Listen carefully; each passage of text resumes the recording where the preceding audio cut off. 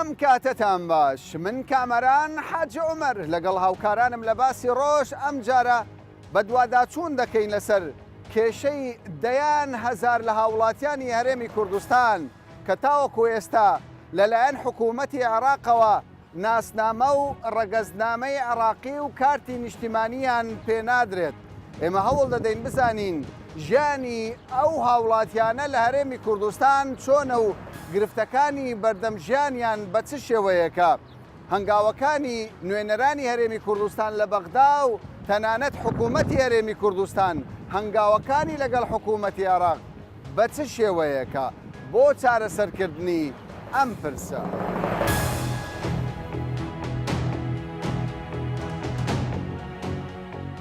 تۆ لە فەرمانگەی کارتی نیشتیمانی سۆرانی کارتی نیشتیمانی شت پێ نادەن بۆچی؟ وڵای ئەمنەوەی نازانم بەسم لەوەی دەزانم لە ساڵی 1945 بابم لەو قەرەندەرەی بریندار بێ پێشمەرگە بێدەگە بارزانانی هەتا ئێستا 20 ساڵیش ئاوارە بوون لە ئیرانی گەڕاتینەوە هەتا ئێستا کارتی نیشتیمانیمان پێ نادەن. ئێستا منداڵمانە هەر نفوسی بۆ دەرناچێت. چەند کەس لە ئەندامانی خێزانەکەت کارتی نیشتیمانیە نیە؟ ئێمە کەس نیتمان زۆرن؟ زۆرن چەندن؟ والله ئەمە هەر وەکو عالی احتمالە 400-500 نەفەر وەکو بنەماڵە مام و برا و ئاموزاوم. ئی باشە یعنی ئەو کێشە نییە بۆ ئێوە کارتی نیشتیمانیتان؟ کێشەیەکی گەلە گەورە دەرێ منداڵمانە ئێستا نفوسی بۆ دەرناچێت. لە مەکتەب وەرناگرێ پاسەپۆرتی بۆ دەرناچێت نەخۆش بی ناتوانین بێدەرێ. کارتی نیشتیمانیت نیە ئێستا؟ نەخێر نیمە ناوەرگرم ینی ڕێگا نادەن؟ مافی ئەوەت پێ نادەن کە تۆ کارتی نیشتیمانی وەرگری. بۆچی چیت پێ دەڵێن یان لەبەر چ پێت نادەن؟ چونکە ئێمە تعداد فەرعینە ئاوەرە ئیرانی بوونە نادرێت بە ئێمە. باشە بەڵام باب و باپیرانی ئێوە لێرە لە دایک نەبوونە لێرە نەژیاون؟ با هەتا لە سجلی قەدیم با پیرم داپیرم هەموو ناویان هەیە. باشە سبەی تۆ زەواج بکەین یان زەواجت کردبێت ئەمە کێشە نییە بۆ تۆ؟ کێشەیە هیچ معاملاتێک بەڕێوە ناچیت. ینی کە سوکاری تو هەمان ئەو معاناتە؟ هەمووان هەمان معاناتیان. ینی گەورەترین گرفت ئەوەیە کچێک کە ڕەگەزنامەی نەبێ کارتی نیشتیمانی نەبێ ینی گرفت بۆ زەواجیش دروست دەکە ناتوانێت شوش بکە بەپێی قانون. هیچ بەپێی قانون هیچ معاملاتێکمان بەڕێوە ناچی. زۆرن ئەو حاڵەتانە؟ زۆرن. زۆرن. زۆر زۆر.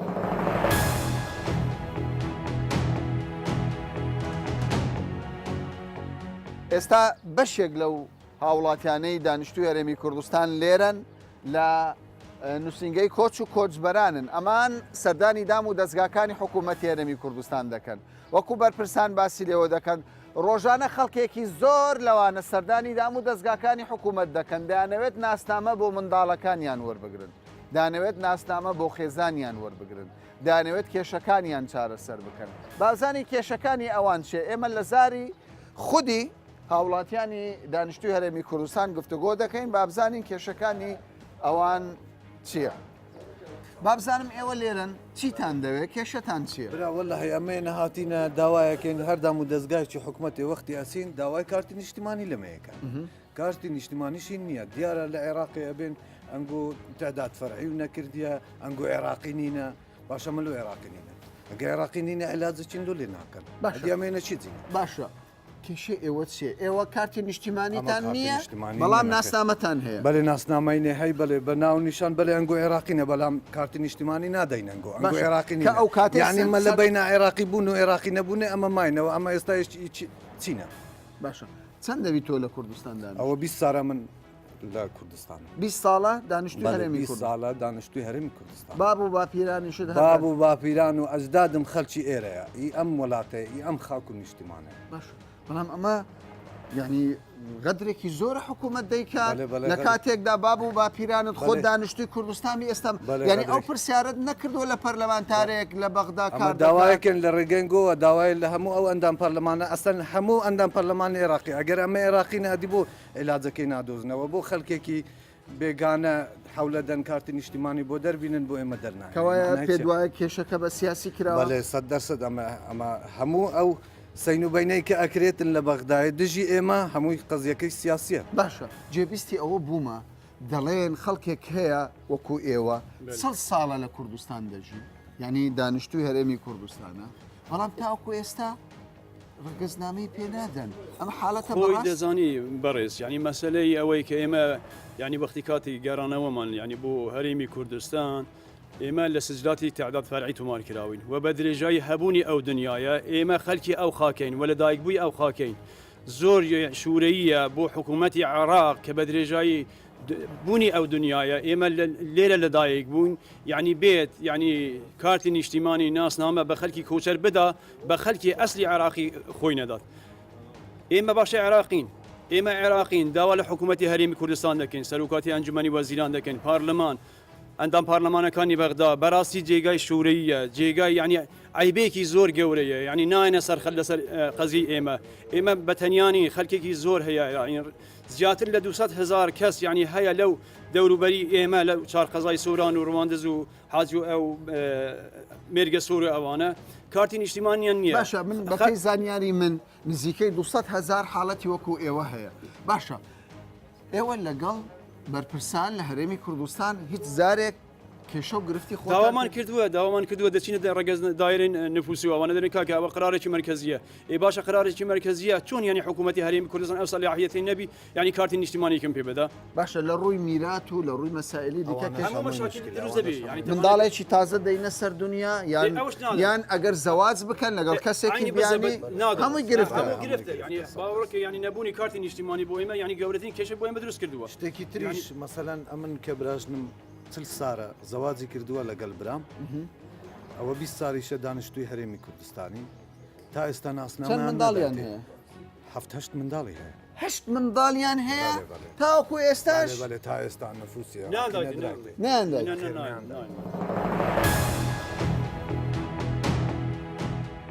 با بزانین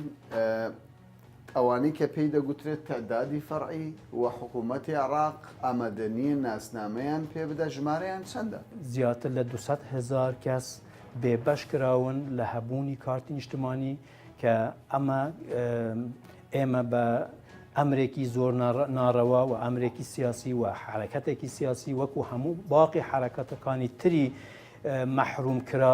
محرومکردنی ئەو خەڵکە خۆشەویستەی باشە کەوایە زیاتر لە 200,000 کەس دەکرێت بڵێن زیاتر لە 50,000 خێزان تاوکو ئێستا بێ ناسنامە کێشەکانی ئەوان چییە؟ کە ناسنامەیان نییە بۆ خەڵکی کوردستانن دانیشتووی ئەو هەرێمن ناسنامەیان پێنادن ئێمە بەداخەوە سەرەتاترین حەق و حقوقی هەر بەشەرێک هەبوونی ناسنامەیەکی پێناسەیەکە کە بتوانیت بخۆی لە بۆ ڕاپەڕاندنی ئیش و کارەکانی ڕۆژانەی خۆین لە دام و دەستگاکان هەتا لە بازگەکان خەڵکیمە بەداخەوە هەیە لەو کارتە نیشتمانیە یا کارتە پێناسەش بێبەشن هەرچەندە لە قانونی لە قانون دەستوری عێراقی فیدرال کە خۆشمان ئەو خەڵکەی کە ئێستا مەحرومیشن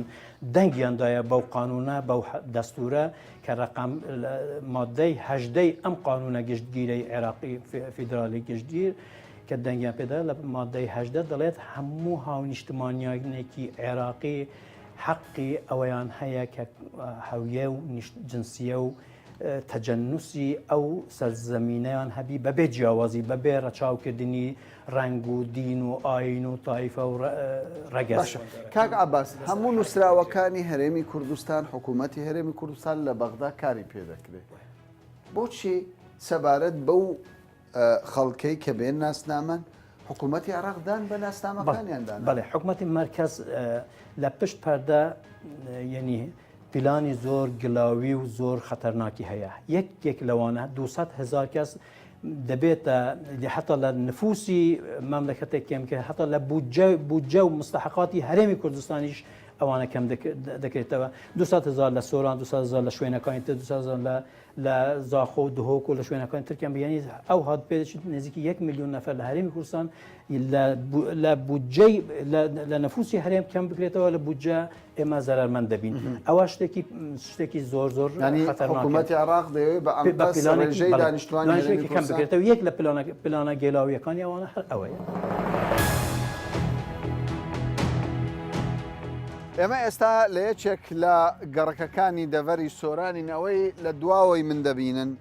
گەڕەکێکە ئەم گەڕەکە تایبەتە بە ئاوارەکانی شۆڕشی ئەیلول بەپێی ئامارەکانی بەردەستمان زیاتر لە 200,000 دانیشتوی هەرێمی کوردستان هەن کە لە ڕەگەزنامەی عێراقی و کارتی نیشتیمانی و پاسەپۆرت بێبەشکراون. بەپێی زانیاریەکانی ئێمە زۆرینەی ئەو خەڵکانەی کە لە هەرێمی کوردستان پێشتر ئاوەرەبوونە بۆ چەند ساڵێک گەڕاونەتەوە باب و باپیرانیان دانیشتوی هەرێمی کوردستانن، بەڵام تاوەکو ئێستا حکوومەتی عێراق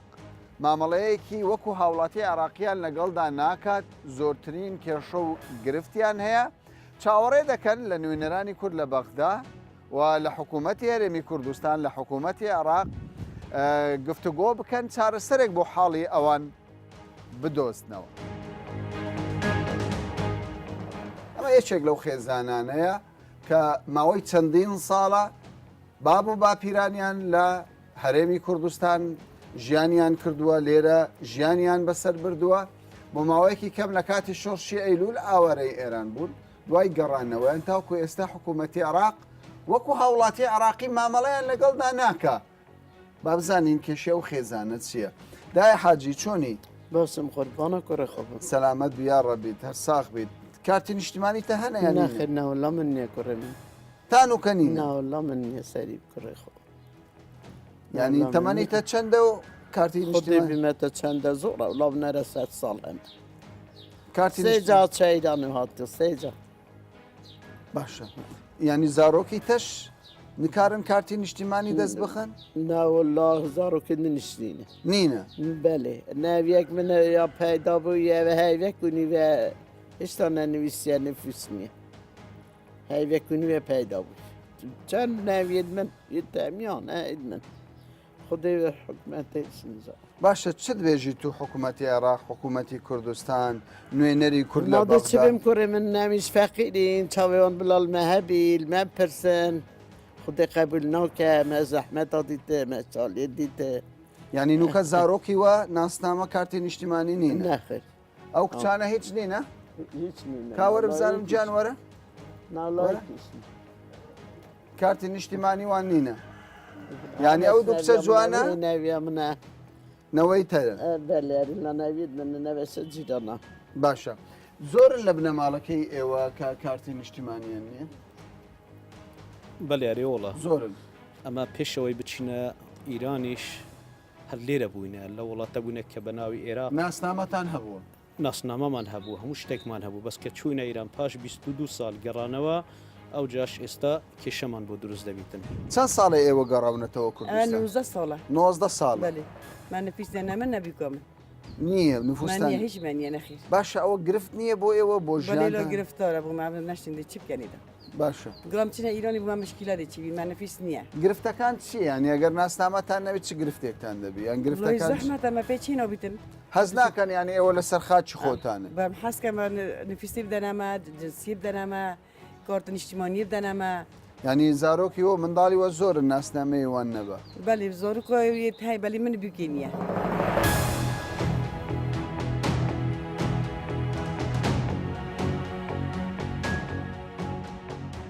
دکتۆر ژیان دەستپێکدا سوپاس بۆ ئەو دەرفەتە ژمارەیەکی زۆر لە دانیشتوانی هەرێمی کوردستان خەڵکی ئەم وڵاتەن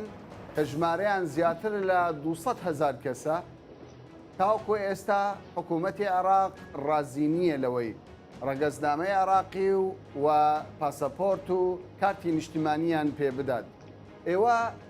ینی هیچ پرۆژەیەکتان هەیە وەکو نوێنەرانی خەڵکی کوردستان لە بەغدا؟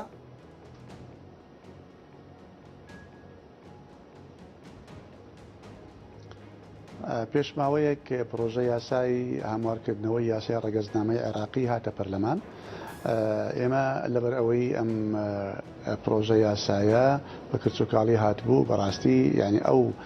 شێوازی کە داوا کرا بۆ حکوومەت لە پەرلەمان کە بۆ هەموارکردنەوەی یاساکە پێی ڕازی نەبووین لیژنەی پەیوەندیدار پێی ڕازی نەبوو و هەروەها زۆربەی هەرە زۆری ئەندامانی پەرلەمانیش پێی ڕازی نەبوون و گەڕاندمانەوە لای حکوومەت بۆ ئەوەی زیاتر لایەنەکان ڕوون بکاتەوە و وابێ کە بێمافیەک ئەگەر بەرامبەر هەر هاوڵاتیەک لە لە هەرێمی کوردستانیان لە شارەکانی دیکەی عێراقدا هەیە سەبارەت بە یاسای ڕێگەزنامە چارەسەری بکات. ئێمە بەڕاستی تێبینیەکانمان زۆر بوون لەسەر ئەم پرۆژە یاسایە و ئەم کێشەیەش کە ئێستا هەیە لە هەرێمی کوردستان کە ساڵانێکە داوا دەکرێت نزیکەی 200,000 یان زیاتر لە 200,000 کەس کە تاکو ئێستا ڕێگەزنامەی عێراقیان پێ نەدراوە یان شوناس یان هەویان پێ نەدراوە ئەمانە نادەرپەروەریەکی گەورەیە کە بەرامبەر ئەم خەڵکە دەکرێت ئێمە لەسەر خەتین لەگەڵ هەرێمی کوردستانیش و لەگەڵ وەزارەتی ناوخۆی فیدرالی بۆ چارەسەرکردنی ئەم کێشەیە. وابزانم مەسەلەکە وان نییە کە بڵین حکوومەتی عێراق ڕازی نییە ڕێگەزنامەیان پێ دەبێدا نا پێیان دەدا بەڵام کێشەکە لە وردبینیەکێ لە ژمارە و لە ناوی ئەو کەسانەی کە لە لیستەکانی هەرێمی کوردستاندا هاتووە بۆیە پێویست بۆ دەکات کە وەزارەتی ناوخۆی هەرێمی کوردستان و بەڕێوەبەرەتی گشتی ڕێگەزنامە ئەمانە ئەم لیستانەی خۆیان پاکنووس بکەنەوە و تەواو لە ژمارەکانیان و لە ناوەکانیان وردبینێکی تەواو بکەن. ئەوەی کە ئێمە ئاگادارین لە هەفتەی داهاتوو شاندێکی وەزارەتی ناوخۆی هەرێمی کوردستان لەوانەیە بێتە بەغدا لەگەڵ وەزارەتی ناوخۆی فیدراڵدا کۆ دەبێتەوە بۆ چارەسەرکردنی کۆمەڵێک کێشەیە کە لە نێوانیاندا هەیە. یەک لەوانە مەسەلەی ئەو تعداد فەرعیەیە کە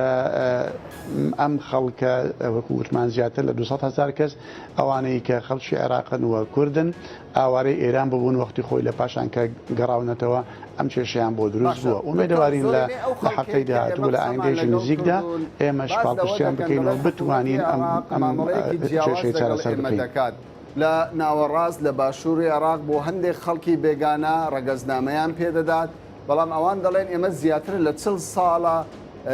لە خاچی هەرێمی کوردستان ژیان بەسەر دەبین. بەشێک لەو خێزانانە تەنانەت خاوەن 8 منداڵیشن، یعنی مافی ئەوەیان نییە ببن بە خاوەن ناسنامەیەکی عێراقی. پێتان وایە لە ڕابردوودا ینی ئەم کەیسە بە سیاسی کراوە؟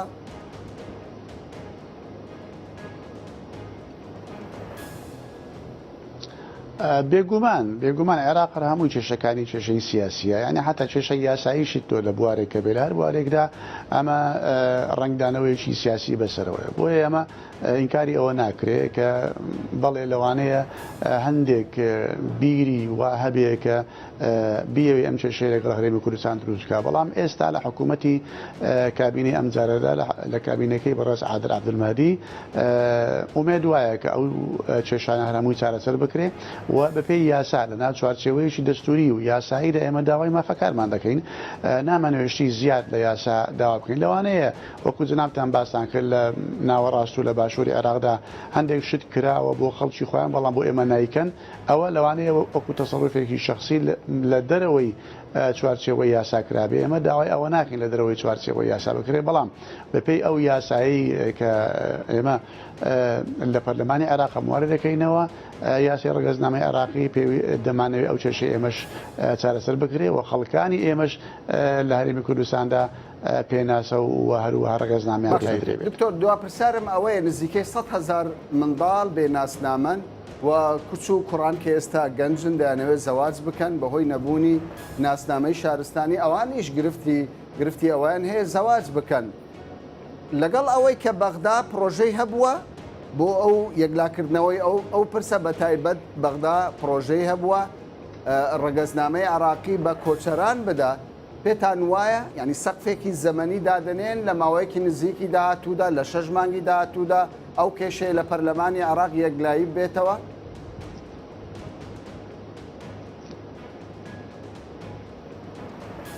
ئێمە هەر لەبەر ئەو هۆیە بوو کە ئەو پرۆژه یاسامان ڕەت کردەوە لەبەری پرۆژه یاساکە شێکی وی لە دەخوێنراوە کە خەڵکانێکی غەیرە عێراقی ئەوەی کە ساڵێک 2 ساڵیش بێ کە لە عێراق بێ بتوانێت ڕێگەزنامەی عێراقی وەربگرێت. ئەمە بەڕاستی ئەمە بە شتێکی سیاسی تێگەیشتین و بە سیاسێکی بە شتێکی مەترسیداریشمان زانی بەسەر عێراق و بەسەر هەموو مکەویناتی عێراقیەوە لەوانەیە خەڵکانێکی غەیرە عێراقی ڕابچێشتێن بۆ ناو عێراق بۆ ئەوەی کە ڕێگەزنامەیان بۆ بکرێەوە. ئەمە تەسیر لە مەسلەی دیمۆغرافی شوێنەکان و ڕێژەی دانیشتوانی مکەوینات بکە، بۆی ئەمە ڕەفز کراوە. ئەوەی کە باز دەکرێت ئەمە چارەسەری دەکرێت و من پێم وایە ئەو 100,000 گەنجش کە جنابەت باسی کرد ئەمانە کە ئێستا هیچ ڕێگەزنامەیەکیان نێوە هیچ شوناس و پێناسەیەکی هەویەیەکیان نێواندا دەیانەوێت زەواز بکەن لە ئایندەیەکی نزیکدا ئینشاءڵڵا ئەمە چارەسەر دەبێ و پێش ماوەیەک شاندێکی وەزارەتی ناوخۆی عێراقی هاتووە هەرێمی کوردستان و وەکو باسم کرد لە هەفتەی داهاتوودا شاندێکی وزارەتی ناوخۆی عێراق هەرێمی ژێتە عێراق و ئەمە لێک تێکی شتێک هەیە و هەنگاوی باش لێک نزیک بوونەتەوە ومێدەوارن ئەو مەسەلەی لەم ماوەی نزیکەدا چارەسەر بکەین.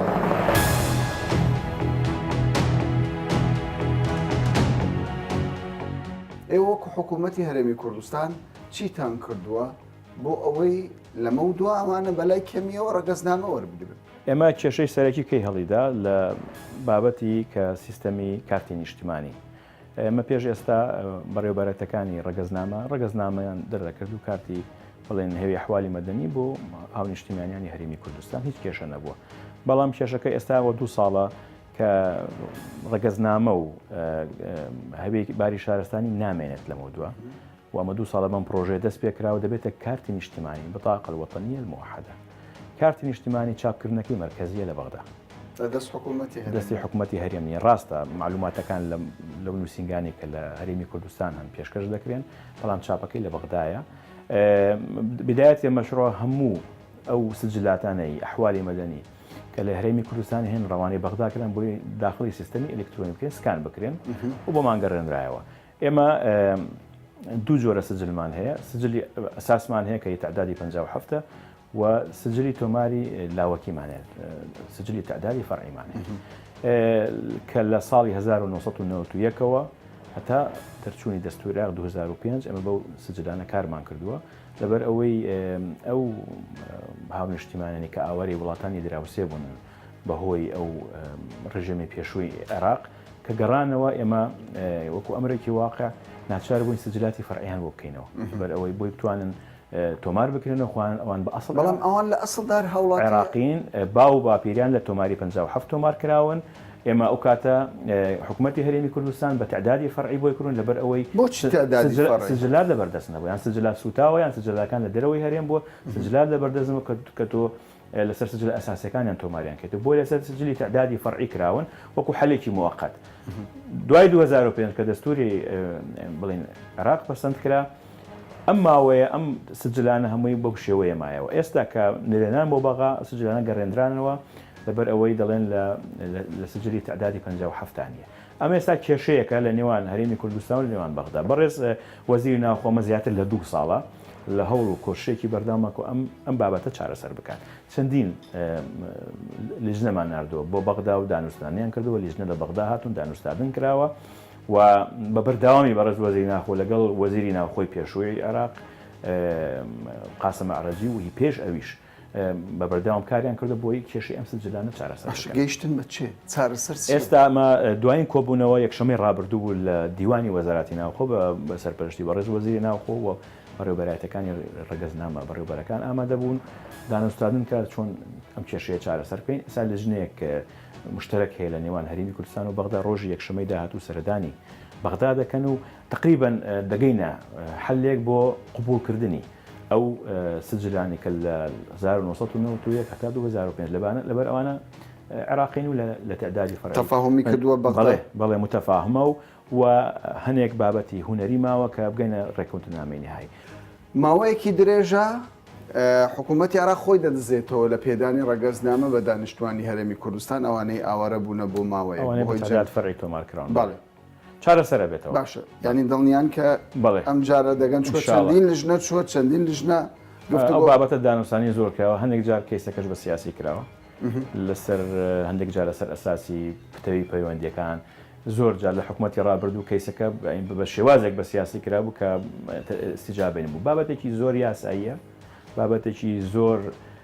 ڕوونە و هیچ کێشەیتیانە لەکەوای پێویستی بە پەرلەمانی عێراق نییە و پەیوەندی بە بڕیارێک لە بەڕێز سەرۆکی وەزیرانی عێراق دەرچێت و وەردێکی لەبەر ئەوەی کێشەیتیانی ئەسڵن ئەوانە هەمووی هاوڵاتی عێراقین باو و باپیریان لە تۆماری 57 تۆمار کراون کەواتە بە تعداد فەرعی تۆمار کراون دەچنەوە سەر سجل ئەساسەکانم هیچ کێشیان کەواتە دەتوانین بڵین دوای ئەوەندە ساڵێکی ئەوان بێبەش بوونە لە ئایندەیەکی دو نزیک ساڵە بێ بەژبوونات ئێمە پێشتر لە هەرێمی کوردستان ڕگەزنامەمان پێدا و مشکلەمان نەبووە لە بەرەوەی باو با پیرانیان عێراقی بوون ئێستا لە بۆرەی بۆ بە کارتێنی نیشتیمانی بۆ بە کێشە لەگەڵ بەغدا ئێستا ئەو کێشەیە بەرەو چارەسەر بوون دەڕوات و ئێمە هیوامان وایە کە ڕۆژ یەکشەمە وەفدەکەمان شاندەکەمان سەردانی بەغدا دەکات بگەنە ڕێکەوتنە کۆتاییەکە و بەتەسەوری مەم حکوومەتی تازای عێراق متەجاوبە لەگەڵ ئەم بابەتە و دایانەوێت ئەو کێشەیە حەڵقن لەبەر ئەوەی ئەمانە هاوڵاتی عێراقی.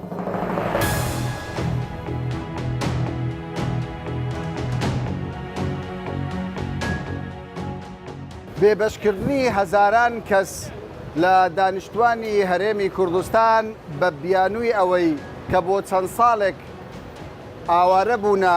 لەلایەن حکوومەتی عێراقەوە بێبەش کراون لە پێدانی ڕەگەزنامە و کارتی نیشتیمانی و پاسەپۆرت بەلای بەرپرسانی کۆچ و کۆچبەران و بەرپرسانی ئەو بوارەدا ناحەقیەکە حکوومەتی عێراق بەرامبەر بەو خەڵکانە دەکات. ئێستاش حکوومەتی هەرێمی کوردستان بۆ چارەسەرکردنی ئەو کێشەیە بەنیازە لیژنەیەک ڕەوانەی بەغدا بکات و بۆ کۆتاییش چارەسەرێک بۆ کێشەی هەزاران کەسی دانیشتووی هەرێمی کوردستان کە کێشەی نەبوونی ڕەگەزنامە و کارتی نیشتیمانی و پاسەپۆرتی هەیە چارەسەرێکی بنەڕەتیانەیان بۆ بدۆزێتەوە تا باسێکی دیکە و بابەتێکی دیکە بەخواتان دەست بێت.